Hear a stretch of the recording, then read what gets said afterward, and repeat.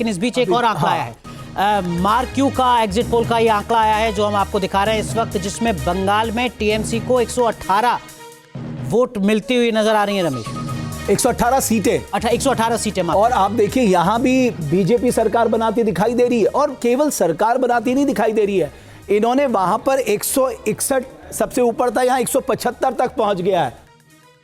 यानी आप देखिए 2 एग्जिट पोलों में पश्चिम बंगाल में बीजेपी की सरकार बन रही है। मुझे लगता है ये अब तक की सबसे बड़ी खबर है। जैसे धुरंधर मूवी सबसे हिट हुई थी, वैसे पश्चिम बंगाल का चुनाव इस बार सबसे बड़ा आकर्षण का ले लीजिए। दैनिक भास्कर, चूंकि नेटवर्क वहां बहुत स्ट्रांग है। अभी जैसे दैनिक भास्कर का आएगा इनके सिंह साहब, वो भी हम शामिल करेंगे। लेकिन ले लिया सबसे पहले जो वो डीवी रिसर्च था, दैनिक भास्कर से, लेकिन 175 सीट।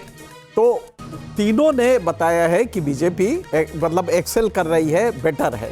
हाँ। हमें लगता है कि इंडिकेशंस ये साफ दिखाई दे रहे हैं कि बीजेपी बेटर करने जा रही है। और इसका मतलब एग्जिट पोल के हिसाब, इसका मतलब जो अमित शाह साहब ने दावा किया था कि हम फर्स्ट फेज में 110 सीटें जीत रहे हैं, उस लिहाज से दूसरी सीट में 142 में से आप 60 से 70 सीटें जीत रहे, क्योंकि ये फेज उनके लिए सबसे बड़ा चैलेंज था। फर्स्ट फेज खासकर उनके लिए फायदेमंद था। हाँ, और सेकंड फेज सबसे बड़ा चैलेंज। लेकिन यहां भी तो 60-70 जीत रहे, तभी तो आप 175 तक पहुंच रहे। यकीनन तो 2 एग्जिट पोल इस वक्त सामने आ चुके हैं, और दोनों जो कुछ रुझान सामने ला रहे हैं वो इस वक्त हम आपको दिखा रहे हैं अपने इस बड़ी कवरेज में। देखिए, पी मार्क क्यू में 118 से 138 सीटें टीएमसी को, जबकि अधिकतम 175 सीटें भारतीय जनता पार्टी को मिलती हुई नजर आ रही है। अब अनुराग, ये सेंस क्या कह रहा है? ये कह रहा है इसके लिहाज से जो ये आंकड़े हैं कि पश्चिम बंगाल की जनता ने पूरी तरह से बदलाव के लिए वोट किया है।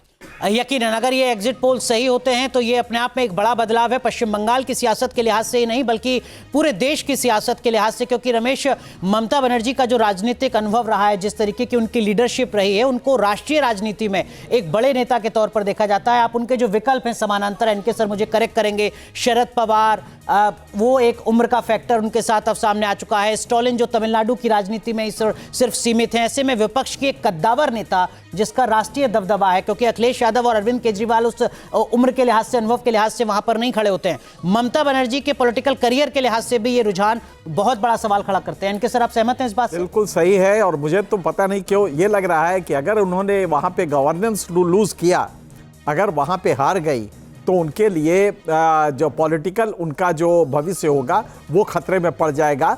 क्योंकि पार्टी सिर्फ सिंगल लीडर पार्टी है, और ये सभी पार्टियां जो डिविजनल होती हैं उनकी दिक्कत ये है कि अगर मेन लीडर हार गए तो उसके बाद वो रिटेन नहीं कर पाता अपने फ्लॉक्स को, अपने सिस्टम को, क्योंकि वो जुड़ जाएंगे बीजेपी से। आपको याद होगा मार्क्सवादी कितने दबंग थे, और ममता बनर्जी जैसे यही वो सारे के सारे मार्क्सवादी, पूरा कैडर शिफ्ट हो गया। हाँ, बिल्कुल शिफ्ट हो गया।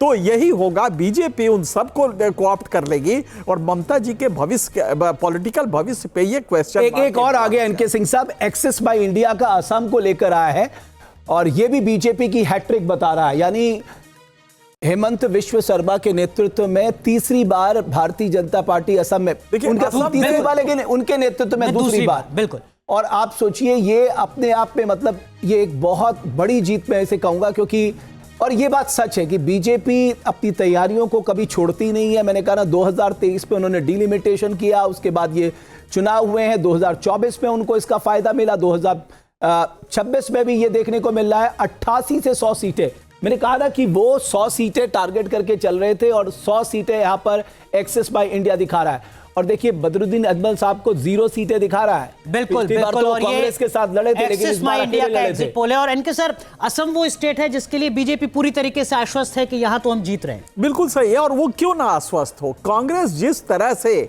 जैसे वॉकओवर है वेस्ट बंगाल में, कांग्रेस एग्जिस्ट नहीं करती है, सीपीएम भी नहीं करती, सीपीआई भी नहीं करती। सीपीएम तो खैर खत्म ही हो रही है।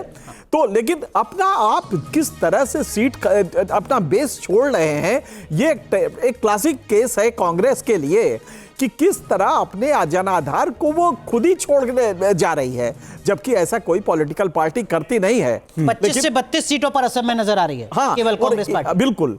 तो मुझे लगता है कि असम में आपने जिस शिद्दत से लड़ना, आप नेशनल पार्टी हैं, आपके नेशनल, आप उसी के बरक्स मोदी जी को देख लीजिए। एक प्राइम मिनिस्टर कंट्री का जिस शिद्दत से वेस्ट बंगाल में चुनाव लड़ा है, क्या कांग्रेस को ये समझ में नहीं आ रहा है कि कम से कम हम तो प्राइम मिनिस्टर नहीं है, तो जो उसके लीडरशिप है उसको उसी शिद्दत से असम और वेस्ट तो दुगनी ताकत लगानी पड़ेगी। आप वॉक ओवर कर देते हैं, अरे आप वहां कहीं है ही नहीं है।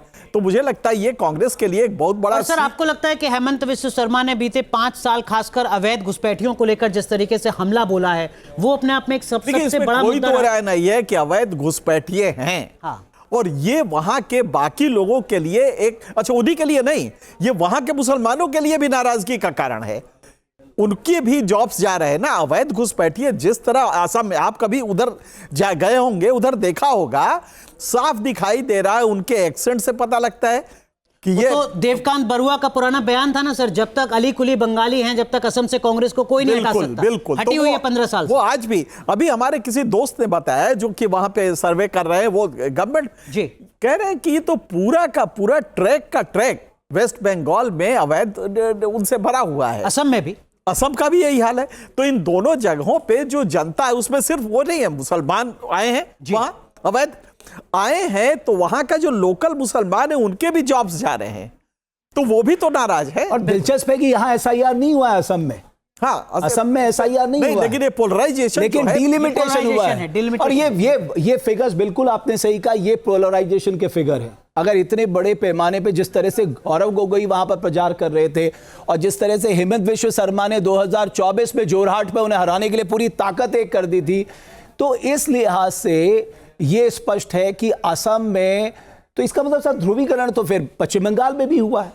नहीं, इतने बड़े पैमाने पर हम एक बात ना भूले कि वो ध्रुवीकरण इस बीजेपी के पूरे इलेक्शन कैंपेन का पूरे 10 साल 15 साल में देख लीजिए, एक बेसिक रहा है कि ध्रुवीकरण वो करेंगे, उसके लिए इंडिकेटर्स देंगे, नए नए इंडिकेटर्स लाएंगे। लेकिन अगर वो हिंदुओं को कबूल है, अगर ब्रॉडर हिंदू उसमें ममता बनर्जी को वो खारिज कर रहे हैं, तो उसकी कोई वजह होगी। सिर्फ अब ये कह के छोड़ दे कि नहीं साहब पोलराइजेशन हो गया इसलिए हिंदू मुसलमान के खिलाफ वोट, सिर्फ इतना नहीं है। ममता बनर्जी के गवर्नेंस में ऐसा कुछ भी नहीं था कि आज उनको ये वोट न मिले। लेकिन अगर ये हुआ है तो कम्युनल पोलराइजेशन के अलावा कई आप मासेस में पूरी तरह, आप 1,500 रुपया देती थी, महिलाओं को तो काफी कुछ मिलना चाहिए था, काफी एक बड़ा सेगमेंट होना चाहिए था। क्या वजह है कि बीजेपी रातों रात आती है और 36-37% वोट 2021 में ले जाती है, ओके, जो कि 10% था 2016 में।